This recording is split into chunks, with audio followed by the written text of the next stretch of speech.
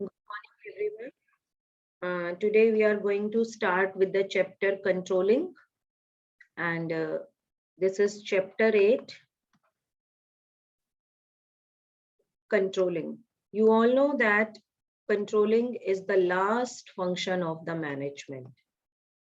Before controlling, we have already performed planning, afterwards organizing, then staffing, and the fourth last function, which we have previously done, is the directing. So in planning, we are thinking in advance. The manager is thinking in advance. In organizing, the manager is arranging for all the resources. And in staffing, the right persons are appointed for the right job. Now the organization has physical resources, financial resources, as well as human resources. But till now, the work has not been started. So in directing, actually the directions, instructions are given to the employees so that they can start the work. So directing is the function which initiates the work. Now they have started the work. Now suppose all the four functions we have performed in a well manner. So is it okay that we have just performed the function, we have just performed the function and we are not looking for the employees' performance, whether they have achieved the target or not? So for that thing, controlling comes into existence. Controlling means we are checking that whether that given task is completed in the same manner in which we want or not. Checking the work done by the employees, checking that whether they have done the work effectively or efficiently or not is all about controlling. So controlling is the last function, but it is not the least important function. It is the last function, but it is not least important function. Some people may think that if this function is performed by the manager in the last, so that's why it is not having any such importance which the other functions were having. So controlling is no doubt is performed in the last, but it is the most important function. Why? Because it is only controlling when we will be checking the performance of the employees and we will be comparing their performance with the targets given to them, and we will be finding out whether they have achieved the target or not.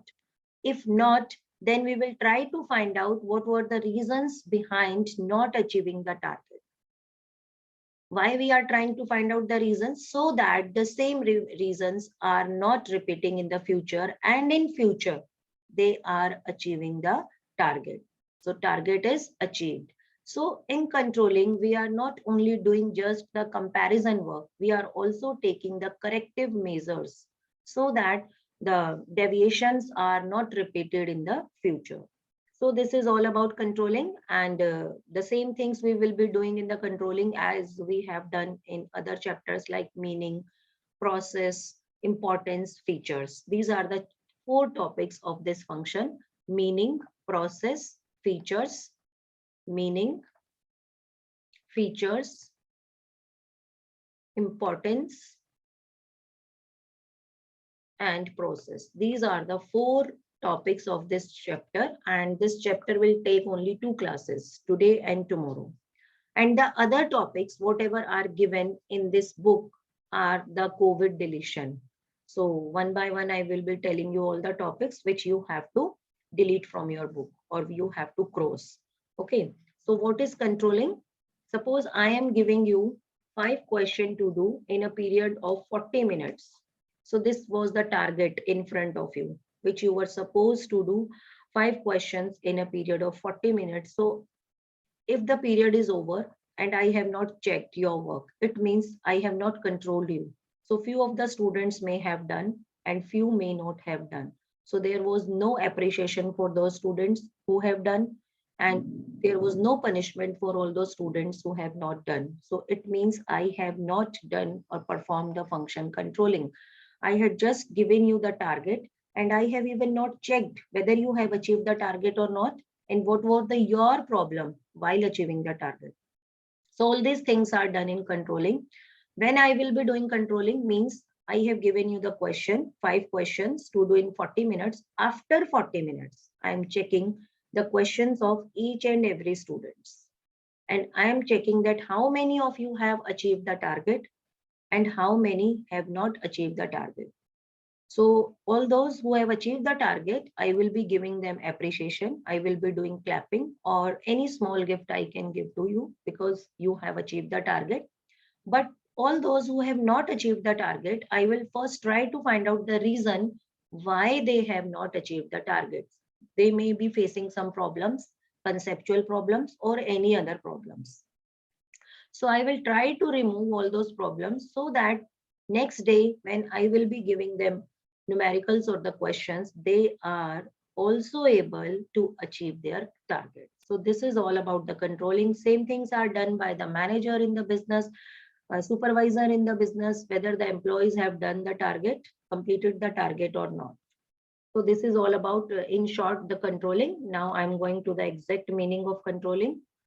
Controlling is a process of, just write down the meaning of controlling in simple words so that you are able to do the process of controlling also along with the meaning only. So write down controlling is a process of. Here in this meaning, I am telling you the complete process of controlling and we will be doing this process. Then this meaning, whatever I am telling you is the complete process. Controlling is a process of setting standards. These are all the steps. Controlling is a process of setting standards, measuring actual performance,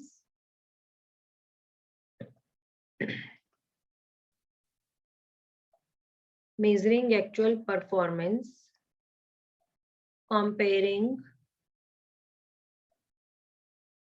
actual performance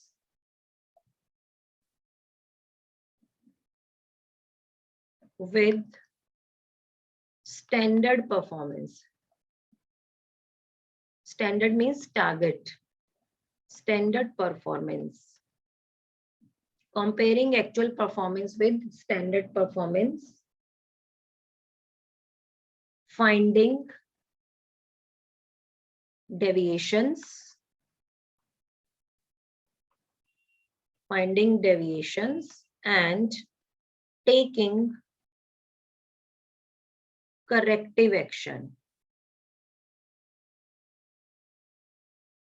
And taking corrective actions. This is all about controlling, and all these are the steps of controlling process. First step is setting of standards. I will be explaining all these steps in detail.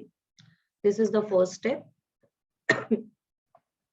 Second step is measuring actual performance.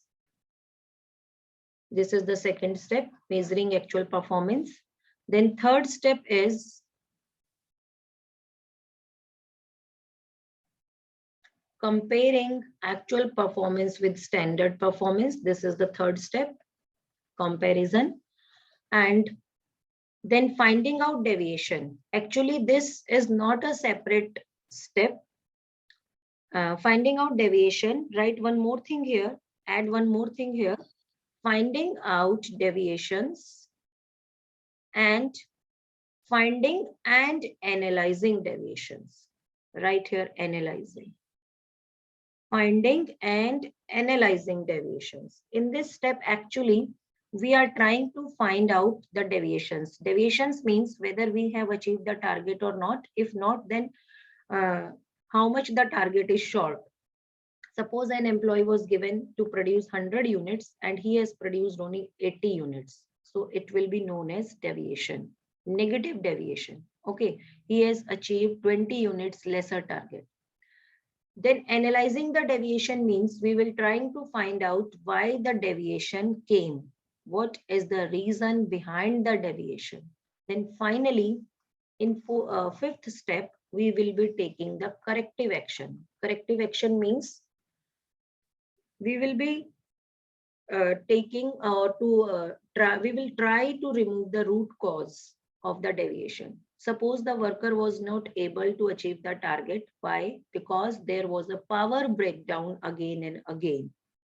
So that when there was no power, so the employee were not able to do the work. So what corrective action can be taken by the manager? Manager may arrange a generator for the employees so that there is no power breakdown.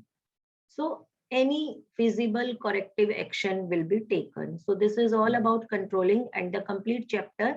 And in this chapter, we will be doing the process, and controlling process is very, very, very important. So it is the process. This is the precise meaning. In my meaning, whatever I have given you, I have told you the complete process. Okay.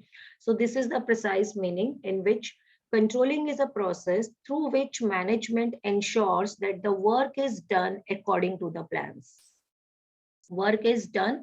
So which is the function of management that ensures that the work is done according to the planning? So the answer is controlling. Work is done according to the plan. It ensures that the work is done according to plan. So the function is the controlling function. Wait a minute. Features we will be doing tomorrow. Now I am this is the meaning. Actual performance conforms to the planned performance, discovers deviations from the results, identify the reasons for such deviations, means why the target was not achieved, then the taking corrective actions. So now instead of doing importance and features, we will be doing just the process of controlling, as it is very much related with the meaning, and the other topics, importance and features, we will be doing tomorrow. Okay. So the first step in the controlling process is setting standards. So actually this step is done in planning. So that's why controlling is very much closely related with planning, because in setting standards, we are doing the planning. We are giving the targets to the employees, and we have already studied this thing in planning chapter, that in planning, the first step is setting the objectives. So planning and controlling both cannot be separated from each other. Without planning, the controlling will be blind. Why? Because planning provides standards, targets, with which the actual performance is compared in controlling. So if there are no standards, then there will be no controlling. So first step here is setting standards. Standards means giving targets to the employees, telling them that what they have to achieve. Standards must be quantitative as well as qualitative. Both type of standards should be set by the organization. Quantitative standard like 100 units each employee has to produce. This could be the quantitative standard of the production department by the end of the day. In marketing department, the quantitative standard should be 5,000 units should be sold by the organization by the end of the day. So this is their daily standard, that 5,000 units at least they have to sell on every day. What could be the sales expense? That is also the marketing department standard. So each and every department is setting its own standards. Standards are set by the top management sometime, if the standards are strategic standards, overall standards, and to achieve the overall standards, the departments are setting their own standards. Production department is setting the standards in terms of production unit. Marketing department is setting up the standards in terms of sale unit, and human resource department is setting the qualitative standards. Qualitative standards like labor relations, how the labor relations will be there, cordial relations or not. If there will be cordial labor relations, then definitely organizations labor turnover ratio will be very low. Similarly, the marketing department can also set the qualitative standards. Qualitative standards means the standards which cannot be exactly measured, which are not in numbers, like level of satisfaction of the consumer. whether the consumers of that particular organization are satisfied or not. So both the standards must be set by the organization as per the need, qualitative as well as quantitative standards, like improving the firm's relation with the outside world is the example of qualitative standard. Because which type of relations we are having, we cannot measure in terms of quantity. So that is the qualitative standards. Improving the motivation level of the employees. This is also the qualitative standards. So in your book also, you can see the many examples of qualitative and quantitative. So whenever you are going to explain any process, then each step has to be explained in detailed manner. Okay, you will be not just writing 1 or 2 lines. I am explaining the process, each step in detail. So you are supposed to write the explanation of the process in detail only. Otherwise, you will not be getting full marks. Okay. So second step, after setting the standards, then the second step is, suppose I have given an employee, a team of employee was there, 10 employee, and I have given them that they have to produce 100 units in a day. So this was the quantitative standard which I set for each employee for a particular day. Clear? Now the second step, measurement of actual performance, means once I have given the target to the employee, then by the end of the given time, I will be checking whether the target is achieved or not. So for that thing, I have to calculate the number of units produced by the each employee, or this step is known as measurement of actual performance. So actual performance will be measured, and for this different techniques can be used by the organization. For example, personal observation. This is the very important technique for measuring the actual performance. Personal observation means the supervisor or the manager will go to the workplace and he will personally observe each and every unit produced by the employees. He will be personally counting each and every unit. He will be personally checking each and every unit. This is the first technique. And the second technique is sample checking. If the production is on very large scale and it is not possible to check each and every unit, then what he can do, he can just put up randomly any unit of the production and he can check that unit whether the unit produced by the employees is up to the standard, up to the mark. It is of the maybe that unit be substandard in quality. So all these things are checked, but sample checking is used when it is not possible for the manager to check each and every unit. So if it is possible, then definitely he will be doing personal observation. Otherwise, sample checking technique he may be used. Third technique which he can use, suppose he don't want to visit the workplace. So in that case, what he can do, he can get the performance reports from the employees. So by the end of the day, before leaving, each and every employee have to give him the performance report, means how they have performed during the day. What is their result? So each and every employee has to submit their performance report to him. So one more thing we can do, suppose it's a financing department. So financing department can calculate the different accounting ratios to check the employee's performance of the day. Different ratios are there, so he can get the help from different ratios. Like suppose the financial statements are ready and the organization want to check what is their status in the profitability terms, then the manager may check the gross profit ratio, net profit ratio, and the other ratios like ROI and other things. So these are the techniques which a manager can use for measurement of the actual performance. Any other technique he may also use, like first is the personal observation, sample checking, then performance reports, and then is the accounting ratio. And one more thing he has to keep in mind while measuring the actual performance. Suppose we have told the employees there is a textile mill and an employee was given a target to produce 100 meter a day, 100 meter a day. But while at the time of measuring the actual performance, we are measuring his performance in centimeters.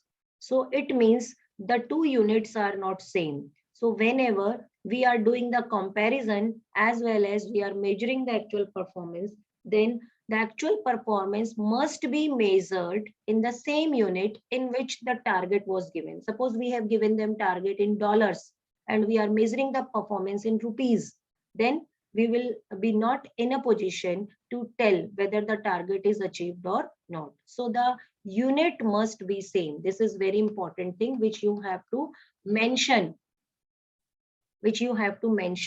in your explanation while explaining this step. Unit must be same. So you have to underline this thing as it is very important point. You cannot skip this point. Third step, comparison of actual performance with the standard performance. Suppose actual standard which I had given to the employees is 100 units in a day. So by the end of the day, when I am counting their units, so 3 employees are there, A, B, C. One employee has produced 90 units. One employee has produced 100 units, and one over efficient employee is also there who has produced 110 units. So in this step, actually we are comparing their actual performance with the standards given, and in this process only, the manager will be able to find out the deviations. It's a very important concept, deviations. What is deviation? Deviation is the difference of standard performance and the actual performance. So what we can say, standard performance minus actual performance is equal to deviation. So this deviation can be positive, can be negative, or zero deviation. If the deviation is zero, what does it mean? It means the organization or the employee has achieved the target. And if the deviation is negative, it means target is not achieved. So we have to look in the matter why the target is not achieved, what are the reasons behind the non-achievement of the target, so that today only the reason is sought out and tomorrow the same reasons are not repeated. Clear? And if the deviations are positive, then it's not a matter of being happy. The employees over efficient. It is not always the same thing that the employees are over efficient. That's why they have achieved more than the assigned task. It may happen that the target decided was less. It means we have underestimated the target. Suppose an average worker can produce 120 units in a day and we are giving him just 100 units. So we are not optimally utilizing the resources in this case. So in this case, once the manager may become happy, but certainly he has to revise the standard. He has to check the standard that what is the standard should be there. ऐसा तो नहीं है कि हमने standard ही कम fix कर दिया है. ऐसा भी तो हो सकता है कि आपने जैसे कि मान लीजिए सीबीएसई के पेपर में 3 आवर्स में आपको 32 क्वेश्चन करने हैं और एक एवरेज बच्चा 32 कर सकता है. Suppose CBSE itself is fixing only 20 question. So each and everyone will be able to solve the paper before 3 hours. It does not mean you all are over efficient. It means the target decided was underestimated. So targets are always decided keeping in mind the performance of the average worker. Okay, so both the three situation can be there. So if the situation B is there, which situation? Situation B is there, then it means target is achieved. So no worry. And here only the controlling process will be ended. The further steps of the controlling process will not be followed. If this is the situation, it means negative deviation. The actual production is fall short by 10 units. Clear? So in this step, the reasons will be find out to know that why the target was not achieved, what are the reasons, and the corrective actions will be taken today only so that the tomorrow the same reasons are not repeated and the target is achieved tomorrow. And if this is the situation, is known as positive deviation. 10. Positive deviation is 10, and here the deviation is 0, and here the negative deviation is 10. So in this situation, it is not always there that the management needs to be happy. Yes, they will be happy, but they will be also revising the standards, checking the standards.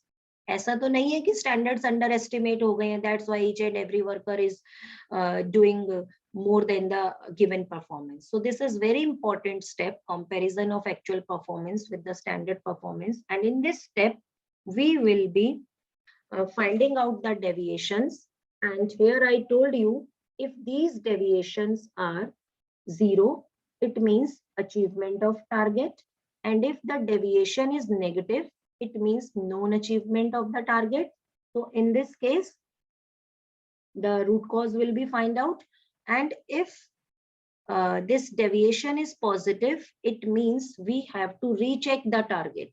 We have to revise the target. Maybe we have underestimated the target. So this step is actually very important. And if we have got the 0 deviation, you have to put this thing in mind. Then if the deviation are 0, it means controlling process ends here only. We will not go for the next step. Step 4 is the analyzing deviation. Analyzing deviation means we will be checking out that why the deviation occurred. What is the reason behind the deviation? So we will be analyzing the deviations with their causes. It is very much important to analyze the deviations because here we will be deciding DTL. This word may not be given in your book, so I am telling you, explaining the concept in a vast manner. So you may note down the important words, whatever I am telling you here. So DTL will be decided by the management. DTL means deviation tolerance limits.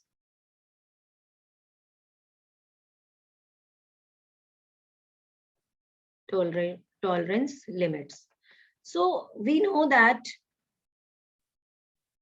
all work cannot be deviation free. There may be deviation, positive deviation or negative deviation. Like suppose there is a production department, and in production department, the target was this, to achieve the 100% production, accurate production. It means our target was 0 defective units. This was our target.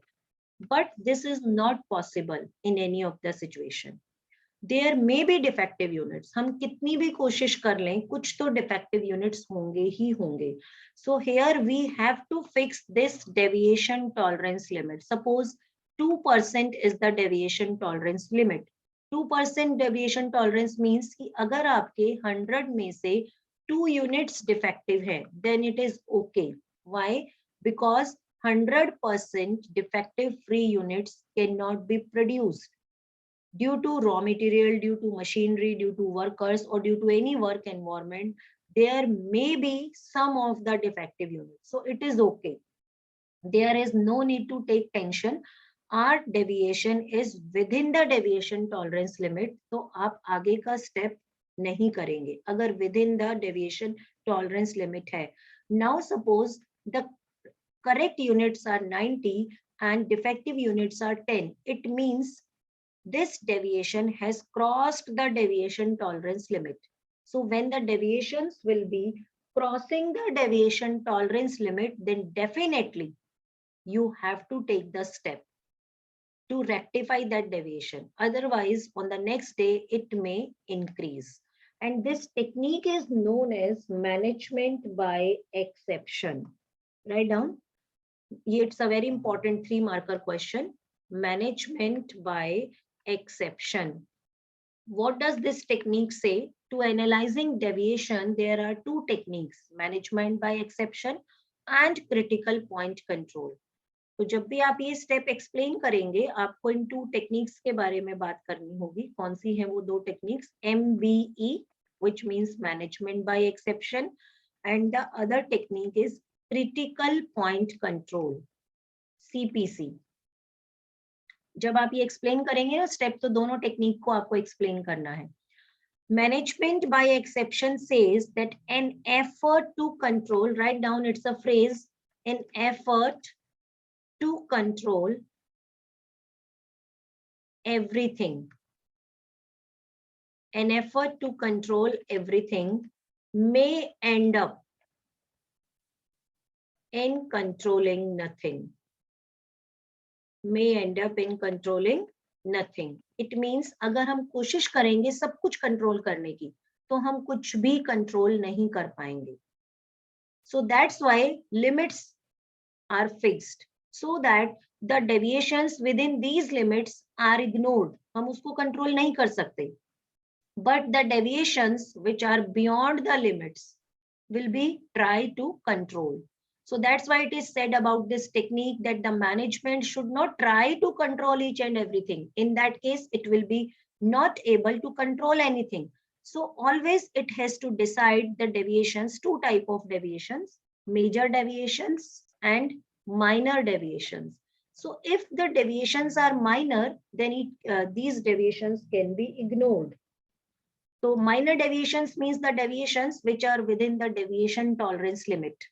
And if the deviations are beyond the deviation tolerance limit, then the deviations are known as major. So the deviation is minor or major will be decided by the tolerance limits. If it is within the tolerance limit, then it is minor, beyond, then major. If it is within tolerance, then we will be ignoring them, क्योंकि आप हर चीज को control नहीं कर सकते, थोड़ा सा तो defective unit बनेगा ही.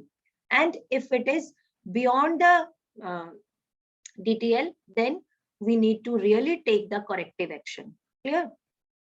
So this is about the analyzing deviation and management by exception. The other technique is critical point control. In critical point control, we are fixing the key result areas.